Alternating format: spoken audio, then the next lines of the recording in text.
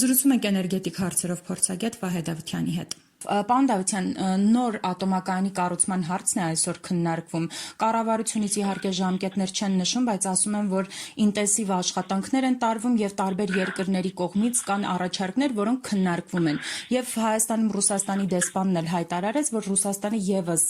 էներգաբլոկների զանազան տարբերակներ է առաջարկել։ Կխնդրեմ ասեք, որոնք են այսօր ատոմակայանի հետ կապված հիմնական խնդիրները եւ արդյոք ժամկետների հետ կապված խնդիրներ չկան, երբ այս տարիների ընթացքում կառավարությունը երբ խոսել է նոր ատոմակայանի կառուցման մասին, անընդհատ ասել է, որ աշխատում են, բայց այդպես էլ ժամկետների մասին չի նշել։ Ամենամեծ խնդիրը, որ ես այստեղ կառուցվածքների, դա քաղաքական կամքի բացակայությունն է եւ վերջը որոշում կայացնել միջուկային էներգետիկայի զարգացման որ սցենարն է Հայաստանը ընտրում։ Այս առումով քննարկումների ժամանակը կարծում եմ վաղուց արդեն ավարտվել է մի պարզ պատճառով։ Այսօր 2025 թվականն է, գործող ատոմակայանի երկրորդ բլոկը, դրա շահագործումը երկարացվելու է մեծ հավանականությամբ մինչև 2036 թվական, այսինքն մոտավորապես մենք ունենք 10 տարի նոր էներգաբլոկ կառուցելու համար, որպեսզի 36 թվականին, երբ շահագործումից դուրս բերվի երկրորդ գործող էներգաբլոկը, մենք ունենանք արդեն առնվազն պատրաստ, իսկ ավելի լավ կլիներ էներգետիկ համակարգին ինտեգրված նոր ատոմակայան։ 10 տարին, եթե մենք խոսում ենք ավանդական հզորություններով էլեկտրակայանի, ատոմային էլեկտրակայանի կառուցման մասին, բավարար կլինի, որպեսզի այդ նախագիծը հավուր պատշաճի անցկացվի։ Կարծում այսօր մենք պետք է այդ որոշումը արդեն իսկ կայացված ունենանք։ Ինչը չկա, առայսօր իշխանությունները խոսում են ինչ-որ տարբեր երկրներից եկող առաջարկների մասին, բայց այստեղ էլ երբ մենք գնահատում ենք այդ առաջարկները մեծ հաշվով, տեսնում ենք երկու առաջարկ, որոնցից մեկը վերջնականապես փաթեթավորված չի, իսկ մեկը արդեն որպես հստակ նախագիծ ներկայացվել է կառավարությանը։ Խոսքը գնում է ռուսական եւ ամերիկյան առաջարկների մասին, ինչ վերաբերում է ռուսական Ռոսատոմ պետական կորպորացիայի կողմից առաջարկված նախագծին, ապա այստեղ խոսքը գնում է մեծ հզորությունների ատոմակայանի մասին, տարբեր այստեղ քննարկումներ եւ գնահատականներ կան, մենք կարող ենք այստեղ քննարկել 600 մեգավատանոց հզորության կայանի հեռանկարը, որը թերևս ավելի նպատակարար կլինի հաշվի առնելով մեր էներգետիկ համակարգի առանձնահատկությունները եւ առհասարակ տնտեսական իրավիճակը։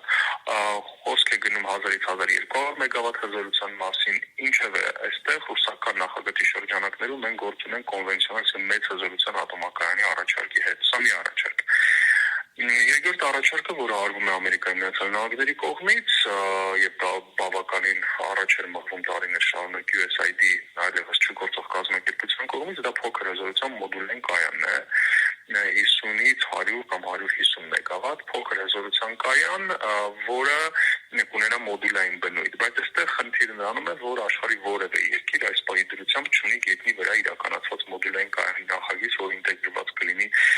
տվյալ երկրի էներգետիկ համակարգին։ Պարզ ասած, մոդուլային բոլոր կայանները, որոնք այսօր աշխարհում կան, դրանք կրում են հետազոտական կամ էքսպերիմենտալ փորձարարական բնույթ։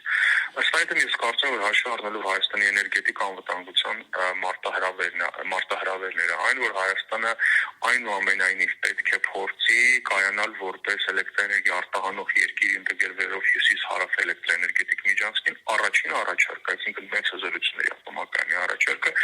առավել քան բխում է Հայաստանի անվտանգային շահերից։ Ցավոք սրտի մենք չունենք այս հարցի շուրջ իրապես քաղաքական ռազմավարական որոշում, որը կրկնում եմ քաղաքական կամքի բացակայության արգասիկ է։ Այո, տարբեր կողմերից մենք լսում ենք առաջարկներ, Հարավային Կորեանը ինչ-որ առաջարկներ անում, ֆրանսիացիներն են որոշ առաջարկներ արել ոչ հստակեցված, պարզապես խոսքը գնում է համագործակցության մասին, չինացիների կողմից եւս առաջարկներ հնչեցին։ Բայց ամեն դեպքում փաստացի մենք ունենք երկու առաջարկ, որոնց մասով առնվազն այսօր պետք է կայացվի որոշում։ Պարոն Դավթյան, եթե այնուամենայնիվ այս քննարկման փուլը, որոշման, ընտրության փուլը շատ երկար տևի եւ մենք ժամկետներին չհասցնենք, ինչ խնդրի առաջ ենք կանգնելու։ Շատ լուրջ խնդրի առաջ ենք կանգնելու եւ էներգետիկ, եւ տնտեսական, եւ ազգային անվտանգության տեսանկյունից։ Էներգետիկայի մասով մենք փաստացի կորցնելու ենք մեր էներգետիկ անվտանգության հենասյունը, որը հենց միջուկային էներգետիկան է, ատոմակայանն է։ Այսօր իշխանությունները ասում են, որ մենք կոմպենսացնում ենք դա ինտենսիվորեն կառուցելով արևային կայաններ, բայց մենք տեսանք օրինակ նույնիսկ հերակղզում է Իսպանիան, Պորտուգալիան, այդ արևային կայաններով գերհագեցվածությունը ի վերջո ինչ էներգետիկ ճգնաժամի հանգեցրեց ընդամենը 1-2 շաբաթ առաջ, այսինքն սա մի խնդիր, էներգետիկ անվտանգության խնդիր։ Տնտեսական անվտանգության խնդիրը կայանում է նրանում, որ ատոմակայանը ապահովում է համեմատաբար ցածր ինքնարժեք ունեցող եւ կայուն էլեկտրաէներգիայի արտադրություն, ինչը չի կարող ապահովել վերականգնող էներգետիկայի տիրույթում գործող օբյեկտ, այսինքն արևային կամ հողմային կայանները, որոնց վրա այսօր թերևս իշխանությունները փորձում են շեշտադրում անել։ Ազգային անվտանգության մասով էլ առավել քան ակնհայտ է, որ միջուկային էներգետիկան Հայաստանի համար դա պարզապես տնտեսական օբյեկտ չէ կամ էներգետիկ օբյեկտ չէ, դա մեր տարածաշրջանային այս բարդ գործընթացներում որոշակի կարգավիճակ սահմանող օբյեկտ է, այն անվտանգային գործոն է, ազգային անվտանգության հենասյուներից է, եւ Հայաստանը այս պահի դրությամբ Հարավային Կովկասում միակ երկիրն է, որը ունի խաղաղ ատոմ զարգացնող երկրի, կարծում եմ, բարձր ռազմավարական կարգավիճակ։ Այդ կարգավիճակը ամեն կերպ թիրախավորվում է, ինչպես գիտենք, Ադրբեջանի եւ Թուրքիայի կողմից հասկանալի պատճառներով, առնվազն ցանկալի կլիներ, որ Հայաստանի ներսում գոնե խաղաղատոմի զարգացման հեռանկարի մասով պետության եւ հասարակության միջև լիներ շատ հստակ ռազմավարական կոնսենսուս, որը ցավոք սրտի այսօր չկա։ Այսինքն այս երեք ռիսկերը իմի բերելով կարող ենք ասել, որ որևէ պարագայում Հայաստանը չպետք է թույլ տա մի այնպիսի սցենարի իրականացում, որի ներքո մենք չենք ունենա ատոմակայան, որովհետև սա հղի է բավականին բարդ